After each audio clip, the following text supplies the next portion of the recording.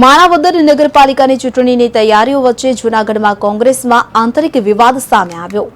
જૂનાગઢમાં કોંગ્રેસના નવનિયુક્ત અધ્યક્ષ અમિત પટેલના અભિવાદન સમારંભમાં કોંગ્રેસના જ કાર્યકરોએ ભારે હોબાળો મચાવ્યો। જૂનાગઢ કોંગ્રેસ કાર્યાલય હોબાળો મચાવનાર કરશન સોલંકી નામના કાર્યકરની પોલીસે અટકાયત કરી છે।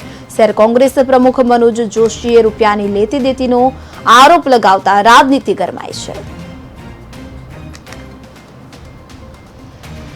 પ્રજાને વિનંતી કરું છું કે જૂનાગઢને એક વિકાસની દિશામાં લઈ જવું હોય, જૂનાગઢમાં આપણે એક જૂનો જે કિરનાર છે એનો વિકાસ કરવો હોય તો 100% આ વખતે કોંગ્રેસના ઉમેદવારો સ્વચ્છ છબીવાળા અને અમે લોકો જે બોડી બનાવી રહ્યા છીએ ત્યારે હું આપ સૌ લોકોને વિનંતી કરું છું કે પંજાના નિશાન સામે તમે ઉમેદવારને મત આપી અને અમારા ઉમેદવારને વિજય બનાવો એ જ અભ્યર્થના છે।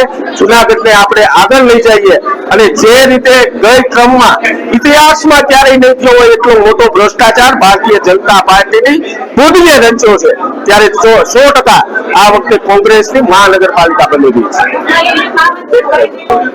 ભાજપ દ્વારા મોકલવામાં આવ્યા હોય ને કોંગ્રેસનો કાર્યક્રમ ડિસ્ટર્બ થાય એ પ્રકારનું બહુ સ્પષ્ટપણે દેખાઈ આવે છે।